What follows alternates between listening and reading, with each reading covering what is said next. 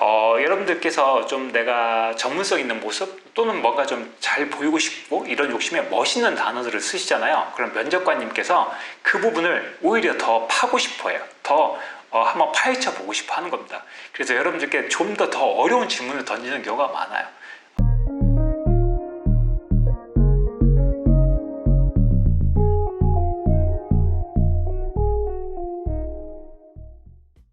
네, 안녕하세요 여러분. 여러분의 공기업 취업 성공을 책임지고 있는 강사 박규현입니다.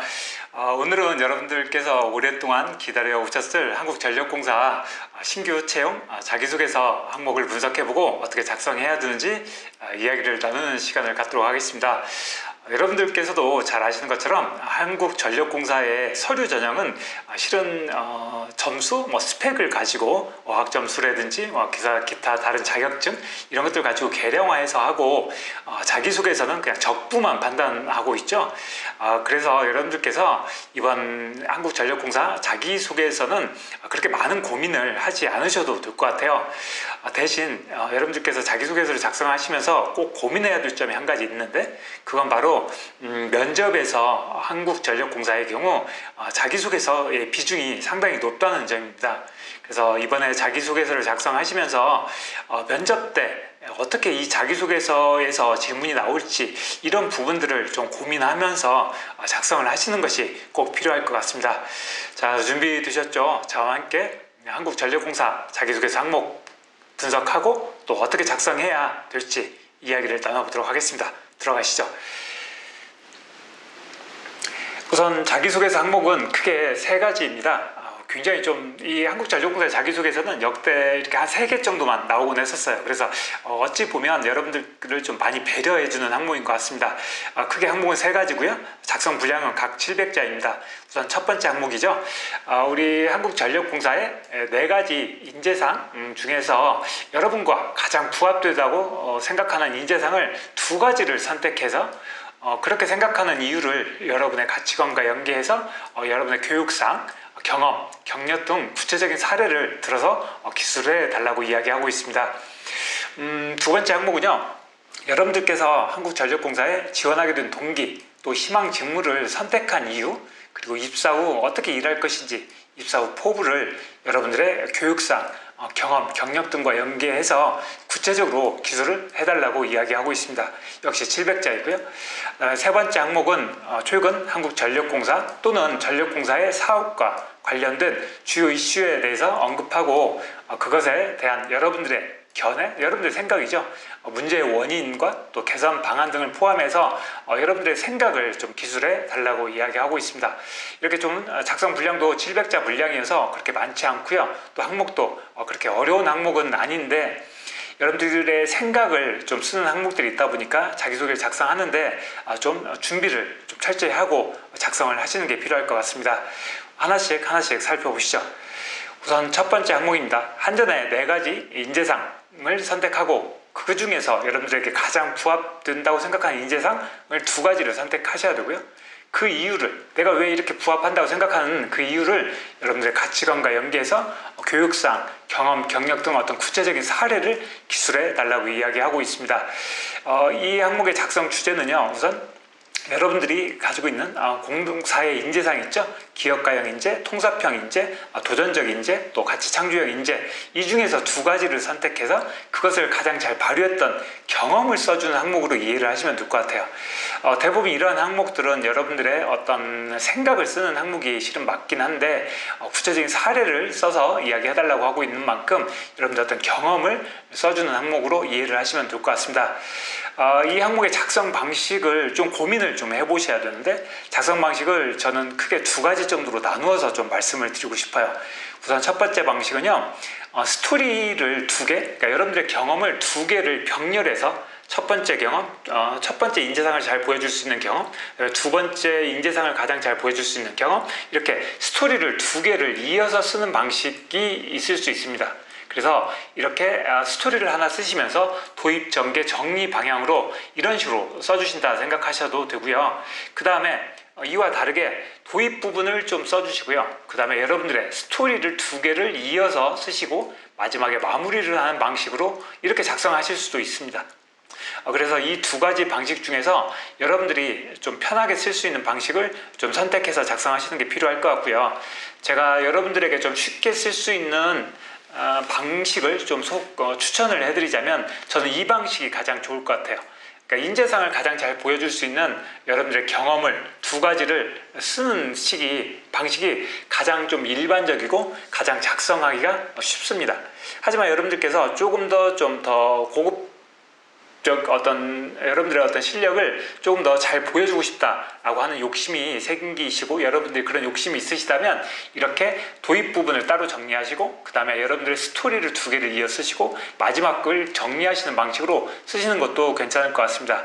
자, 우선 여기 보시면 스토리에 도입 부분을 어떻게 쓸 거냐 이 부분이죠. 그래서 우선 도입 부분에는 여러분들이 나는 어떤 인재라고 생각한다 또는 우리 한국전력공사에서 가장 필요한 것은 기업가형 인재라고 생각한다 이런 식으로 공사와 또 직무의 연관성 어떤 필요성을 통해서 내가 어떤 인재상을 말할 거야 라고 하는 부분을 먼저 제시를 해주시는 게 필요합니다. 이때 제시를 해주실 때 여러분들이 인재상에 대한 여러분들의 생각을 이야기하실 수도 있고요. 이 인재상이 어떤 것을 의미하는지 홈페이지에도 나와 있지만 그 인재상을 여러분 나름대로 해석해서 기업가형 인재란 주인의식을 가지고 이렇게 설명이 되어 있죠. 그런데 그 부분을 기업가형 인재란 자신의 맡은 책임을 주인의식을 가지고 끝까지 책임지는 자세라고 생각합니다. 이런 식으로 어떤 생각들 이런 부분들을 먼저 언급해 주시는 것도 좋을 것 같아요. 또는 송배전 직무에 있어서 무엇보다도 가장 중요한 것은 도전적 인재라고 생각합니다. 왜냐하면 이런 식으로 공사와 또 어떤 직무의 연관성, 필요성을 먼저 이야기하시면서 이렇게 먼저 도입을 이끌어내시는 것들이 좋을 것 같아요. 그 다음에 이제 여러분들 어떤 경험, 어떤 경력, 또는 어떤 교육사항들을 이야기하셔야 되겠죠. 그래서 그때를 이야기하실 때 이 전개 부분에서 그걸 이야기해 주시면 되고요. 그때 쓰는 방식은 상황과 그 다음에 위기, 행동, 결과의 순으로 써주시면 되는데 이 작성 분량이 700자밖에 되지 않다 보니까 실은 이 위기 부분을 강조하는 게 생각보다 어려울 수 있습니다. 그래서 이 위기 부분은 실은 빠져도 돼요. 그래서 우선 먼저 상황을 설명해 줘야 되겠죠. 어떤 상황에서 내가 어떤 조직에서 어떤 임무, 어떤 역할을 할 때였어를 이야기해 주시고 그 당시에 나는 이런 어려움들이 있었지만 짧게 언급해 주시고요. 그 다음에 도전적 인재, 아무리 어려웠지만 끝까지 도전해보고 싶었습니다. 그래서 이런 친구들과 함께 어려운 과제에 도전하기로 결심하고 이렇게 노력했습니다 라고 하는 것들을 이야기해 주시면 돼요. 여러분들 구체적으로 어떻게 인재상을 발휘했는지를 이야기해 주시는 겁니다. 그랬더니 결과가 있겠죠. 그래서 덕분에 문제를 해결하고 또는 성과를 창출하고 또는 여러분들께서 성장하실 수도 있었겠죠. 그런 식으로 해서 이 스토리를 여러분들의 경력과 경험, 교육상을 여기에 쭉 정리를 해주시는 거예요. 그리고 마지막 이 정리 부분에서 앞으로 입사 후에 인재상을 어떻게 발휘할 것인지 또 앞으로 여러분들이 어떤 노력과 자세를 할 것인지 또는 공사의 비전과 목표를 어떻게 달성할 것인지를 이야기해 주시는 거 이런 방식이 가장 좋습니다. 그런데 작성 분량이 350자 만약에 두 개를 써야 되니까요. 350자 정도밖에 되지 않다 보니까 이 도입 부분과 이 마지막 이 정리 부분 중에서 이 부분을 그렇게 많은 비중을 두고 쓰시면 안 될 것 같고요. 우선 하지만 이 도입 부분은 좀 써주시고 이 마지막 이 정리 부분은 굳이 안 쓰셔도 될 것 같아요.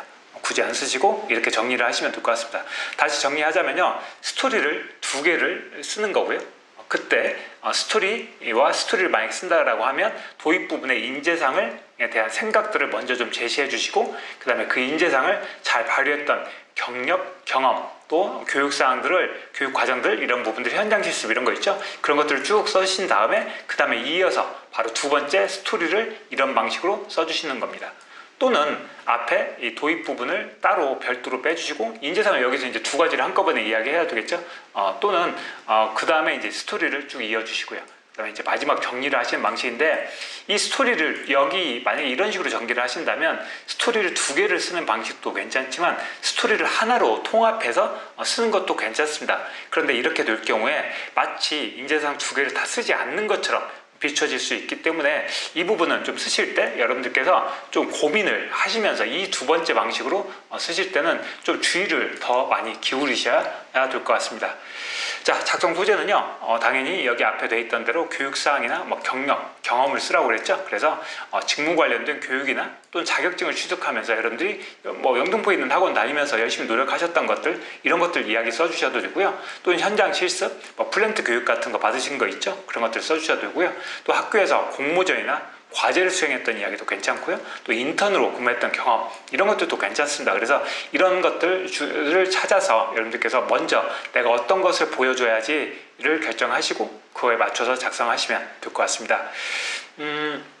차관점은요, 우선 여러분들이 이제 기업가형, 뭐 통섭형, 도전적 인재, 뭐 가치 창조형 인재, 이것을 좀 대충 알겠는데 어떤 걸 도대체 의미하는지 잘 좀 헷갈려 하실 수도 있을 것 같아서 이 부분을 좀 정리해드리자면, 일단 기업가형 인재라고 하는 건요, 가장 핵심 키워드는 주인 의식인 것 같아요. 또는 조직에 대한 헌신. 내가 동아리 활동을 하면서 동아리의 발전을 위해서 헌신했던 이야기를 쓰신다라고 하면 기업가형에 맞다는 거죠.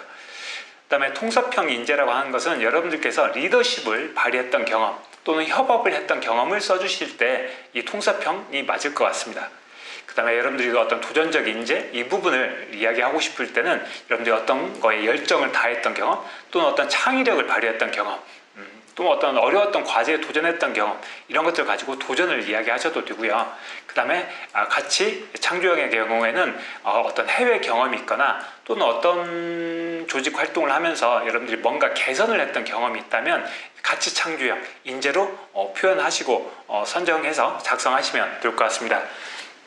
그리고 이걸 작성하실 때 교육사항을 2가지를 쓰거나 이런 경우를 종종 가끔 어쩌다 한 번씩 보는데요. 그렇게 하시기보다는 반드시 직무 관련된 경험이나 경력사항이 반드시 하나는 포함될 수 있도록 작성해 주시는 게 필요합니다. 이게 면접관의 입장에서는 이런 소재들, 이런 내용들이 훨씬 더 관심이 많이 가거든요. 그래서 직무 관련된 경험과 경력사항을 반드시 1개 정도 포함을 시켜 놓으시고요. 이 부분이 그렇게 되면 여러분들이 면접장에 가시면 면접관님이 첫 번째 항목이니까 여기에 있는 키워드들을 보고 반드시 여쭤볼 거예요. 그래서 이런 부분들을 꼭 경력과 경험사항으로 좀 넣어주시는 게 필요하고요. 직무 관련된 경력과 경험사항을 반드시 넣어주시고요. 그리고 앞서도 말씀드렸던 것처럼 면접 과정에 있을 면접 질문에 꼭 대비해서 소재나 단어 선택에 좀 주의를 기울이시는 게 필요합니다. 그래서 다 작성하신 다음에 읽어보시면서 이걸 면접관이 물어보면 내가 답변할 수 있을까? 반드시 고민하시고 작성을 마무리를 지으셔야 됩니다. 그 다음에 이렇게 좀 700자니까 분량이 제법 많죠. 제법 많다 보니까 특히 이런 항목은요, 어떤 소제목이나 단락을 활용해서 가독성을 높이는 것이 필수적입니다. 필수적이어서 아까 스토리와 스토리라고 이렇게 이야기 2가지로 이렇게 쓸 경우에는 소제목을 2가지를 쓰는 거예요. 어떤 방식이 좋냐면 기업가형 인재 이런 식으로만 써놓거나 또는 기업가형 이렇게 써놓고 여러분들이 생각하셨던 소제목을 이렇게 써주시는 거예요. 사장님을 대신해 이런 식으로 궁금증을 느낄 수 있도록 이렇게 소제목을 써주시면서 내가 이야기하고자 하는 인재상이 이거야 이런 식으로 보여주셔야 됩니다. 그래서 여기 보시면 소제목이 하나 들어가고요. 내용이 쭉 들어와야 되겠죠. 그 다음에 소제목이 들어오고 그 다음에 내용이 들어가고요. 이런 식으로 이렇게 작성을 해주시는 게 좋을 것 같습니다. 자, 첫 번째 항목 이렇게 작성하시면 될 것 같고요. 2번째 항목으로 넘어가 볼까요? 2번째 항목은 여러분들께서 한전에 지원하게 된 동기와 또 희망 직무를 선택한 이유, 그리고 입사 후 포부를 여러분들의 교육상 경력 경험률과 연계해서 구체적으로 기술해달라고 이야기하고 있습니다. 이 앞에 항목, 첫 번째 항목과 좀 차이가 있다면 사례를 써달라는 이야기는 없는 거죠. 연계해서 구체적으로 써달라고 이야기하고 있기 때문에 이 항목은 여러분들께서 스토리를 쓰시지 않는 것이 맞습니다. 좀 다시 말씀드리고요. 우선 작성 주제는 결국 이 3가지죠. 한전에 지원했던 동기, 희망 직무를 선택했던 이유, 입사 포부, 이렇게 크게 3단락으로 나눠서 쓰는 항목이다. 이렇게 이해를 하시면 될 것 같습니다. 작성 방식은요, 논리서술 방식으로 써주시면 되고요. 논리서술 방식 할 때 도입, 전개, 정리 이렇게 3가지로 나누는데요. 우선 이 도입 부분에는 지원 동기를 써주시는 거예요. 첫 번째 지원 동기를 써주시고, 이때 지원 동기를 쓰실 때 어떻게 써주시면 되냐면 지원 동기를 쓰는 걸 많이 어려워하시는데 실은 생각보다 쉽게 작성하실 수 있습니다. 어떻게 하시면 되냐면 공사나 한국전력공사나 또는 한국전력공사 하고 있는 사업 또 주요 이슈들 뒤에 또 조사하셨을 거니까 그거에 대해서 칭찬을 해주시면 돼요. 칭찬을 해주시고 한국전력공사는 그동안 뭐 국민들에게 안정적인 전력 공급을 통해 국민들에게 보다 편안한 삶을 제공해 왔습니다. 또한 최근에 스마트 그리드를 통해 이런 식으로 뭔가 칭찬을 해주시는 거예요. 칭찬해 주시고 이어서 그 다음에 저는 우리 한국전력공사에 입사하여 송배전 직무에서 가장 전문성이 높은 또 가장 열심히 노력하는 그런 직원이 되겠습니다. 이런 식으로 여러분들 어떤 직무 분야를 짧게 언급해주고 내가 어떤 직원이 되고 싶은지 항상 노력하는 직원, 늘 배우기 위해서 노력하는 직원 이런 것들도 괜찮고요. 선배들과 함께 늘 호흡을 맞춰가면서 선배들과 함께 문제를 해결해 나가는 직원이 되겠다. 또는 스마트 그리드를 선도해가는 그런 직원이 되겠다. 이런 식으로 직무 분야의 어떤 목표나 이런 다짐을 살짝 언급해 주시면 이 부분이 충분한 지원 동기가 됩니다. 그래서 이런 식으로 여러분들께서 쭉 이야기하시면 될 것 같아요. 그리고 이제 사무직 직원분들의 경우에는 이렇게 칭찬해 주시고 늘 이를테면 선배님들과 함께 문제를 해결 이런 것들도 괜찮고요. 늘 고객에게 국민들에게 따뜻한 미소를 선물해드리는 그런 직원이 되겠습니다. 이런 표현들을 가지고 보여주시면 될 것 같아요.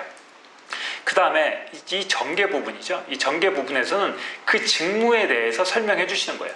사무직의 경우 사무직은 국민들을 대상으로 찾아오시는 국민들에게 뭐 이런 식으로 표현해 주시고요. 또 송배전직의 경우 이런 식으로 뭔가 그 직무가 어떤 일을 해야 되는지에 대한 여러분들의 생각을 가지고 설명을 해 주시면 됩니다. 그리고 그 직무가 얼마나 중요한지를 이야기해 주시고요. 그 다음에 분량이 좀 여유가 있기 때문에 여러분들 그동안 직무 역량을 키우기 위해서 어떤 노력을 했는지 짧게 언급해 주시면서 마무리를 지어 주시면 될 것 같습니다. 그래서 직무에 대해서 설명해 주시고 어떤 일을 하는 거다 나만의 생각을 이야기해 주시는 거예요. 그리고 이게 얼마나 중요한 역할을 하는 건지를 말씀해 주시고 그 다음에 거기에 전문성을 키우기 위해서 저는 그동안 이런 식으로 하면서 여러분들이 그동안 노력해왔던 것들을 짧게 언급해 주시면 될 것 같아요. 그 다음에 정리 부분에서는 입사 포부를 말씀해 주셔야 되겠죠. 그래서 입사 포부를 말씀해 주실 때 여러분들이 어떻게 일을 할 것이고 어떤 노력을 할 것이고 또는 이제 여러분들께서 고객을 어떻게 응대할 것인지 또는 뭐 공사의 비전, 목표를 어떻게 달성할 것인지 어떻게 기여할 것인지 이런 부분들을 여러분들 다짐을 쓰시면서 마무리를 지으시면 될 것 같습니다. 이렇게 작성하시면 실은 그렇게 어려운 항목은 아닌 것 같아요. 작성 소재는 여러분들의 어떤 직무 역량 또는 전문성 향상을 위한 짧은 노력과 경험을 여기다 이렇게 넣어주시면서 작성을 해주시면 훨씬 더 여기에 연계돼서 이렇게 보여지기 때문에 이런 방식이 나을 것 같아요. 하지만 스토리를 다 써야 되는 건 아니고요. 짧게 언급해준다 이렇게 이해를 하시면 될 것 같습니다. 차관점은요, 거창하고 좀 멋진 단어 표현들 쓰시기보다는 여러분들 어떤 진솔한 생각, 이 생각을 굉장히 중요하게 생각하거든요, 면접관들이. 그래서 이런 생각들이 잘 드러날 수 있도록 쉬운 단어, 표현들을 써서 좀 이야기해 주십시오. 이게 이런 느낌입니다. 여러분들께서 좀 내가 전문성 있는 모습 또는 뭔가 좀 잘 보이고 싶고 이런 욕심에 멋있는 단어들을 쓰시잖아요. 그럼 면접관님께서 그 부분을 오히려 더 파고 싶어 해요. 더 한번 파헤쳐 보고 싶어 하는 겁니다. 그래서 여러분들께 좀 더 어려운 질문을 던지는 경우가 많아요. 그런데 여러분들께서 이렇게 편안한 단어, 쉬운 단어 이런 것들 가지고 여러분들 생각을 쭉 나열을 하시면요, 여러분 생각을 말씀드리면 면접관님께서 그걸 보시고 여러분들에게 보다 쉬운 질문들을 하실 수 있다는 겁니다. 아셨죠? 그 다음에 여러분들께서 이제 지원 동기를 말씀해 주실 때 어떤 공사나 전력 관련된 에피소드를 통해서 지원 동기를 쓰시는 것도 나쁘진 않습니다. 괜찮습니다. 예를 들면 초등학교 6학년 때 정전이 됐다 이런 이야기를 쓰셔도 되고요. 아니면 대학교 3학년 때 한전을 방문했다라든지 아니면 에너지 스마트 실증관 이런 데를 방문하셨던 경험 이런 것들을 가지고 지원 동기로 엮어서 이렇게 작성하셔도 됩니다. 그것도 충분히 가능하니까 그렇게 작성하시는 게 편하시면 그렇게 작성하셔도 될 것 같아요. 그 다음에 이 희망 직무를 선택했던 이유를 쓰는 걸 굉장히 좀 어려워하시는 경우가 있어요. 이 희망 직무를 쓰는 걸 어려워하시는 분들이 있어서 예를 들면 송배전처럼 전기 전공자들이 많으시니까 그러시다면 대학을 내가 전공을 선택했던 이유를 가지고 내가 직무를 선택했던 이유와 연결 짓는 것도 나쁘지 않습니다. 그래서 그런 방식으로 연결을 시키거나요. 예를 들면 사무직 직원분들의 경우에는 예를 들면 다른 사람들을 돕는 일을 좋아하기 때문에 내가 이런 사무직을 선택하겠어, 이런 식으로 말씀하셔도 됩니다. 그래서 여러분들께서 전공을 선택하시거나 또는 여러분들께서 내가 그 일을 잘할 수 있다고 생각한 이유 있죠? 그 직무를 내가 잘할 수 있어 를 가지고 직무를 선택한 이유인 것처럼 기술하시는 것도 괜찮습니다. 그 다음에 마지막 이 입사 후 포부를 작성하실 때는요, 너무 거창한 표현들 쓰지 말라고 말씀드렸죠. 그래서 3년 이내에 내가 어떻게 일을 할 것인지를 보여주시는 거라고 이해하시면 될 것 같아요. 그래서 3년 동안 입사하고 3년 동안 내가 어떻게 일할 건지를 쭉 기술을 해주시는데, 멋진 표현을 쓰시는 게 아니라 읽는 사람이, 여러분들이 지원자가 실제 입사해서 일을 하는 모습이 떠오를 수 있도록 좀 더 구체적으로 써주시면 훨씬 더 매력적인 자기소개서가 될 수 있을 것 같습니다. 자, 이렇게 작성하시면 두 번째 항목도 그렇게 어렵지 않을 것 같습니다. 자, 세 번째 항목으로 넘어가 볼까요?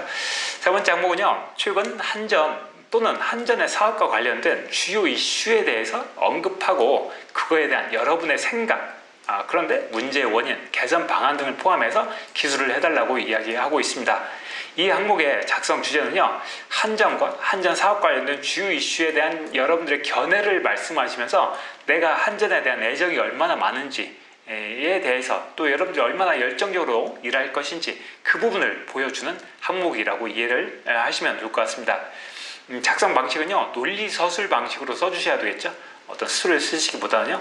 그래서 당연히 도입 전개 정리로 나눠보면요, 일단 도입 부분에서는 한전 또는 한전에 관련된 사업의 이슈를 먼저 제시해 주셔야 되겠죠.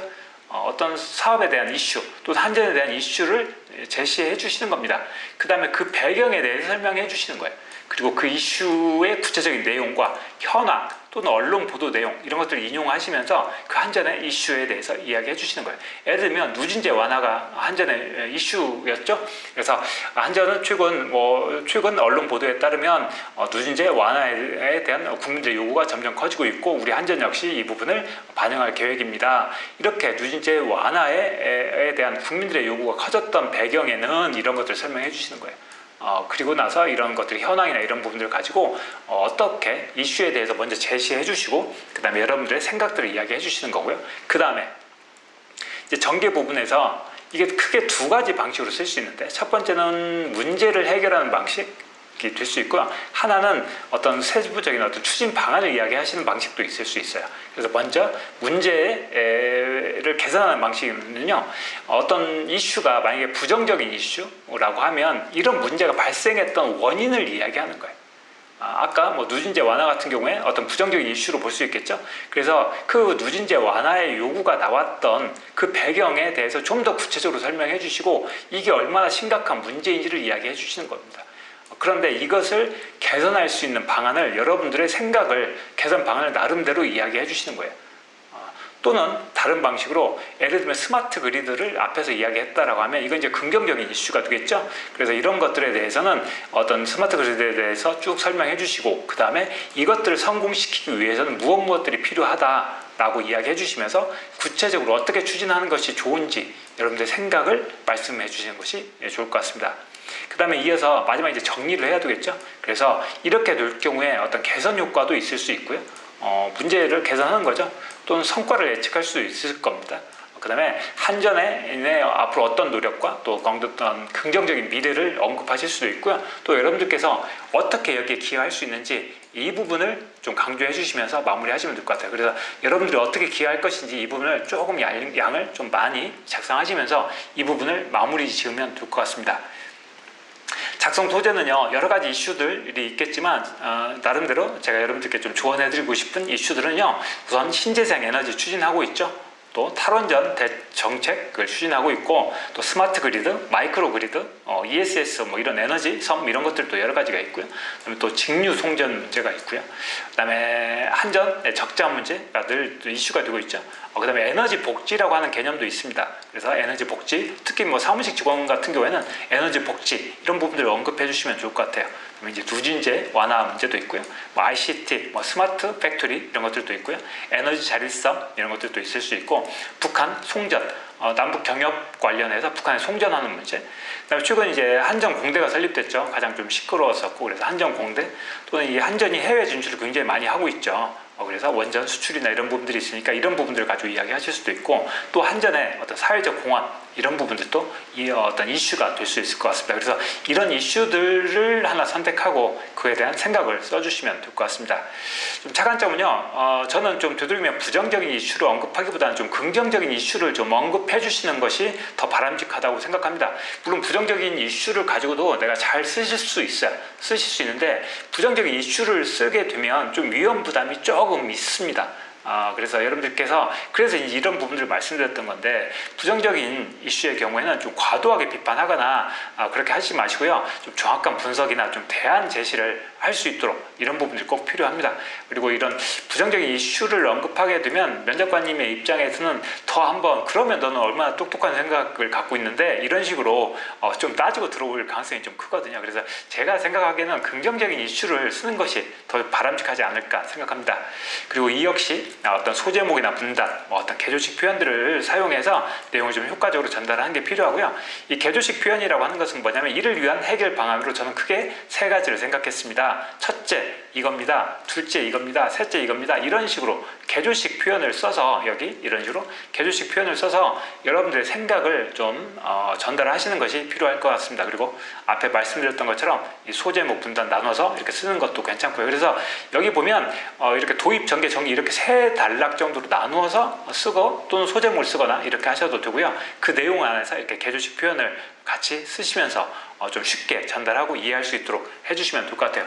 여러분들이 이렇게 소제목이나 어떤 문단을 나누거나 또 이렇게 개조식 표현을 써주셔야만 면접관님들께서 쉽게 논점을 이해하시고 여러분들께 적합한 질문을 드리는 경우가 많습니다. 그래서 그걸 꼭 참고하셔서 작성하시면 될 것 같습니다. 자, 지금까지 총 3개 자기소개 항목 작성법을 말씀드렸고요.